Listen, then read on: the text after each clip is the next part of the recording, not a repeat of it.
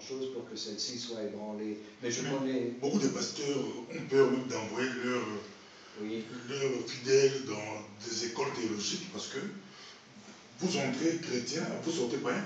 Oui, tout à fait, mais je suis d'accord. C'est pour ça qu'il faut bien prier et recevoir de Dieu où il faut aller se faire former. L'endroit où on va se faire former a beaucoup d'importance. Je ne peux pas mettre un cheval et un âne à un attelage. Je ne peux pas, moi, être pentecôtiste et aller me faire former parmi les libéraux protestants. Parce que cette théologie-là ne me convient pas. Elle va m'ébranler dans mes fondements. On vous démontre que tout est faux, la Bible, Jésus n'a pas fait ça. Exactement, exactement. Donc il est important de chercher le collège ou la formation qui convient à ce que j'ai discerné jusqu'à présent dans l'Évangile. Et donc si je suis charismatique pentecôtiste, je vais aller chercher un collège charismatique pentecôtiste qui ne va pas me contredire dans mes croyances. Si je vais dans une faculté de théologie et je parle de démonologie et de chasser les démons, on va me rire au nez parce que là on n'y croit pas. Si je parle même de la résurrection, on va me dire quelle résurrection? C'est une histoire, c'est symbolique. On remet tout en question.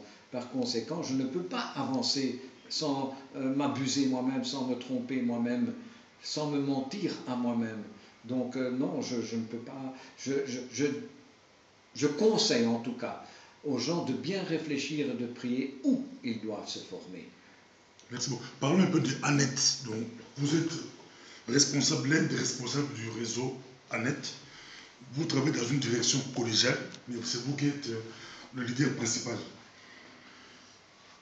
Annette a plus ou moins 90 églises, plus ou moins 5000 membres. Mais comment avez-vous reçu la vision de Annette? Ah ben ça, c'était progressif. Je ne dirais pas qu'avant de commencer Annette, nous avions cette vision écrite sur papier et scellée dans l'écriture. Non, ça c'est venu progressivement. La vision, elle s'est faite, je dirais, presque naturellement. On ne l'a pas cherché. C'est parti d'un bon cœur, reconnaissant qu'il y avait un problème, puisque j'étais un des fondateurs de la FEFB, la Fédération évangélique francophone à l'époque. Et dans cette fédération, la porte était fermée à toutes les églises non belges. Les églises ethniques n'étaient pas les bienvenues dans cette fédération. Et ça m'a fait mal quelque part qu'il y avait comme ça une discrimination aussi ouverte. Et donc je me suis dit, c'est pas normal, c'est pas juste, ça ne peut pas être dans le monde évangélique comme ça. Non. Et j'ai commencé à me battre et à recevoir au milieu de nous des pasteurs non belges. Et une des premières églises qui s'est formée d'elle-même autour de ma personne, je dirais, c'est une église roumaine, c'est celle dans laquelle nous sommes à l'instant, où les bureaux se trouvent. Et bien sûr, ces gens-là, ils sont venus fouillant un pays d'un dictateur communiste parce qu'ils étaient croyants et qu'ils s'étaient persécutés dans leur village. Ils sont venus avec les vêtements qu'ils avaient sur le dos, point, rien d'autre. Et donc, ça m'a obligé quelque part d'être compatissant et de les recevoir. Et en faisant ça, j'ai ouvert la porte à cette implantation. Puis il y a eu d'autres implantations qui ont suivi, parce que la même chose s'est produite avec des Brésiliens. Et puis après d'autres et d'autres et d'autres. Et puis voilà, maintenant il y a beaucoup de pasteurs qui sont isolés dans leur coin, n'appartiennent pas au système, reconnus par l'État belge, et donc se sentent mis sur le côté, se sont compris comme étant sectaires, et donc cherchent cette reconnaissance, mais il y a peu de Belges qui leur ouvrent la porte, qui leur donnent cette possibilité de se joindre à leur dénomination ou à leur réseau, surtout dans le nord du pays. Et dès lors, moi le Seigneur me l'a demandé, et j'y travaille encore toujours, et j'espère que celui qui prendra mes fonctions après mon départ ou ma pension poursuivra ce travail. Donc nous avons, je ne sais pas combien de nationalités dans notre réseau, je ne les ai jamais comptées, mais il y en a de nombreuses. Oui. Dans la direction, il y a la direction. Alors la direction, ça c'est plus simple parce qu'il y a un Belge, il y a un Anglais, deux Anglais, un Américain, deux Américains, il y a un Congolais, il y a un Congolais qui travaille au Rwanda, il y a un Brésilien. Un Congolais qui travaille au Rwanda.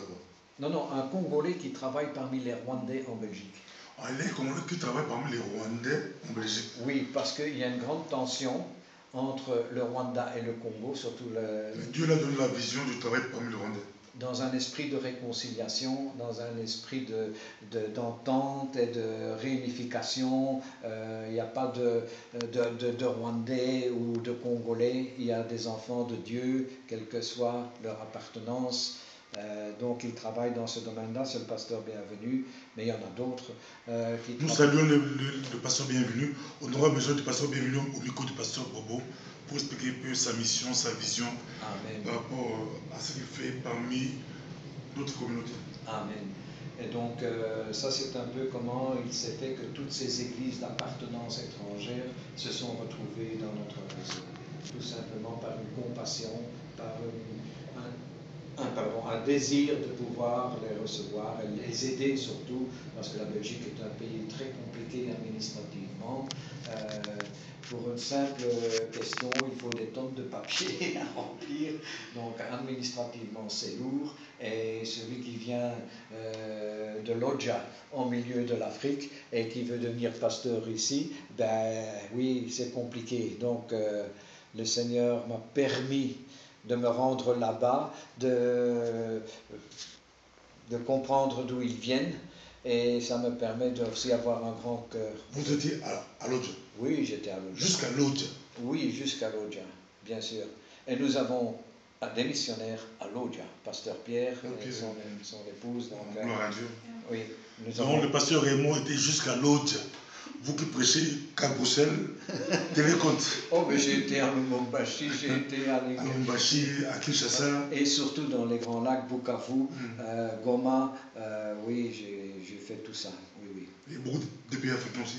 Ah oui, j'ai été au Gabon, j'ai été au Cameroun, j'ai été au Togo, Afrique du Sud, j'en passe. Dieu vous a appelé en Afrique du Sud? Oui, j'y suis resté 10 ans, donc oui. Donc, vous connaissez vraiment bien l'Afrique? Oui, c'est peut-être pour ça aussi que j'ai un grand cœur pour eux. Alors, pasteur Raymond, vous avez parlé de la formation des serviteurs. Il est important de lier le caractère à l'enseignement.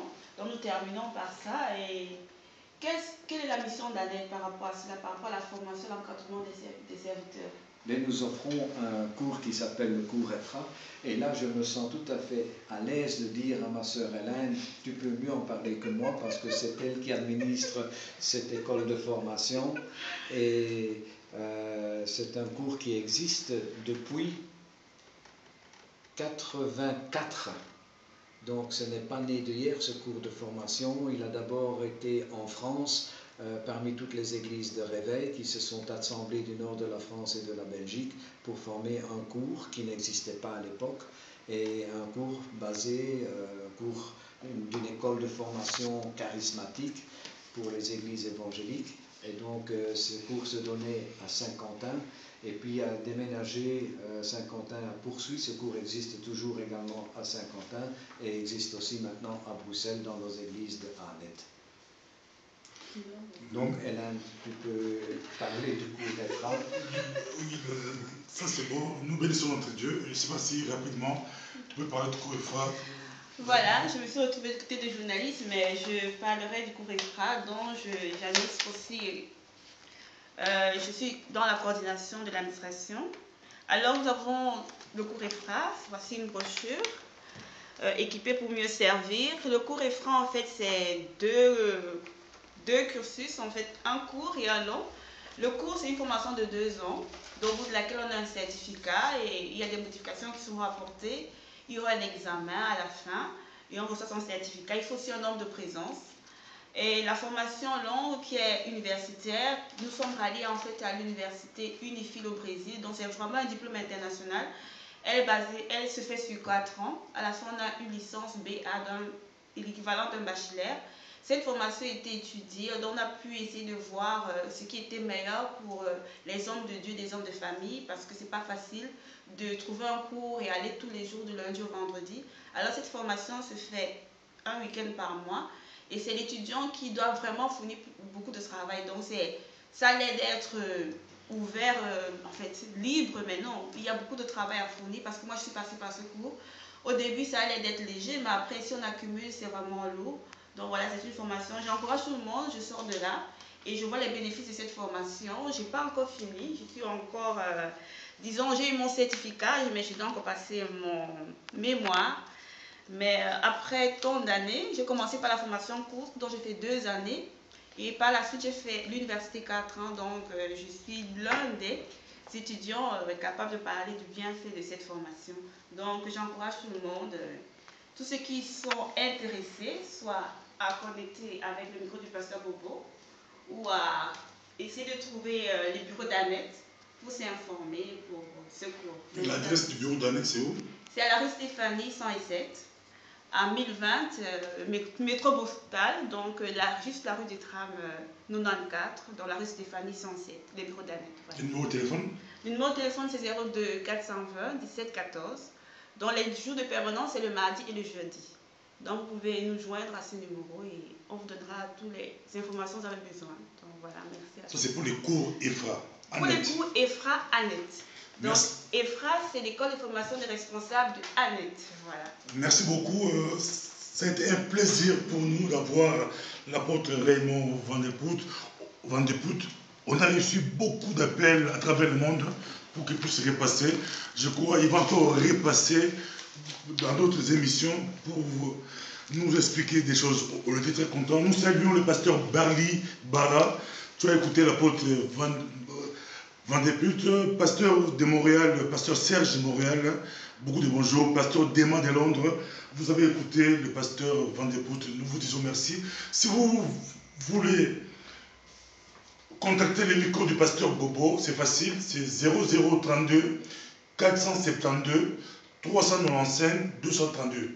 0032 472 395 232. Là, vous contactez les micros du pasteur Bobo. Bonjour à Benjamin Okenge, Jeannette Satebis à Manchester, nous vous disons bonjour.